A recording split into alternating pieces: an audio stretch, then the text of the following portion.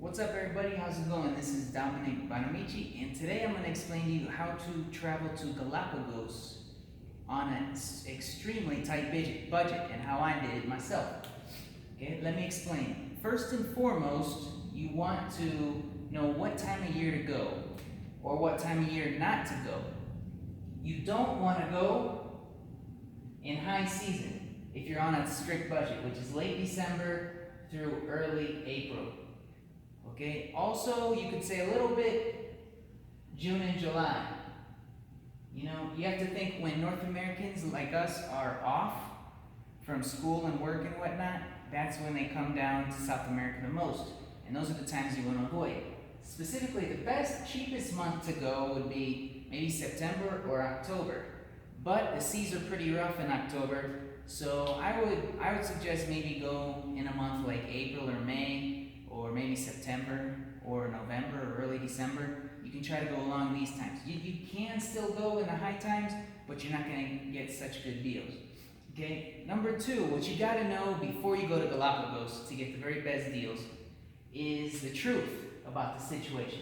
What you probably read online, what people will tell you is that you need a cruise to really see the Galapagos. It's not true. It's not true. Okay. You can actually do a land-based cruise. You can do a land-based tour or trip.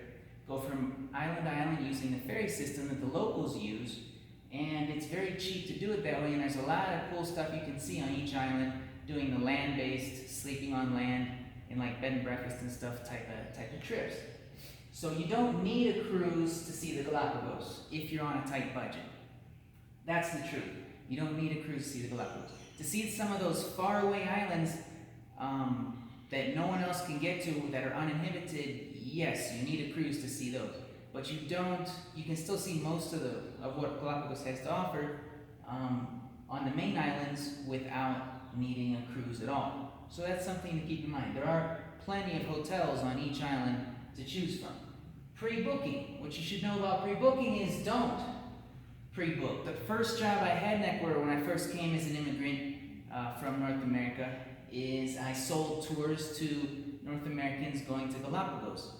And they were anywhere from $5, $10, $15,000 for a cruise.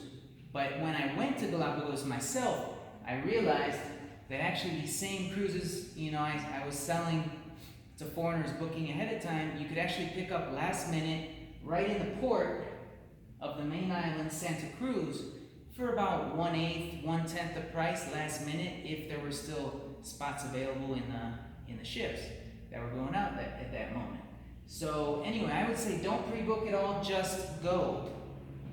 If you want the best deals in Galapagos, just go. Just go and see what you can find there. Okay? And maybe the only bookings you want to make ahead of time is your flight, obviously, and maybe go on a site like booking.com. It's great in Ecuador. There's a ton of hotels on there, and where you can find the cheapest hotels. It's often even cheaper on booking than it is booking directly through the hotel itself, or even showing up sometimes at the doorstep. You can still find better prices on booking in a country like Ecuador right now. And that's where you can find the cheap B&Bs. The place I stayed was called New Elizabeth Hotel, right in the port. I liked it because you were right on the port of Puerto Ayora. And it was like $25 a person, and the prices have still pretty much stayed the same since I went. Okay, then, maybe you just book your B&B the first few nights you're there, keep your flexibility. That's the only booking you make. Right in the port, there's a travel information center. You can go and you can book day trips. You can see what you want to do, maybe how to get to other islands, and go from there.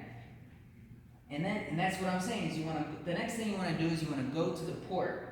Go to the port itself in Puerto Ayora. You could even stay there in a little B&B. There's a bunch of little restaurants and B&Bs there. There's a little boardwalk, Malecon there. You can walk. It's pretty interesting at night. Real small place, but it's nice. In Puerto Ayora on the main island, Santa Cruz, where most people fly into. That's where the mom and pop agencies are. For me, that's the ticket if you want to get those last minute deals on day trips to other sides of the island, or to go to other islands for the day. Maybe $60, $80 a person, those average. Or you could get a last minute deal on a cruise. If you really have your heart set on a cruise, then I would wait till you get to Galapagos to buy the cruise, and you get one of these last minute deals and these mom and pop agencies right along the port. Most of them aren't even on the internet, but that's where you go get the last minute deals. And you want to know, with all these people, you can negotiate, shop around, barter, and cash. Cash is king. Okay, if you come with cash, you can often get even better deals than the people that go with credit cards.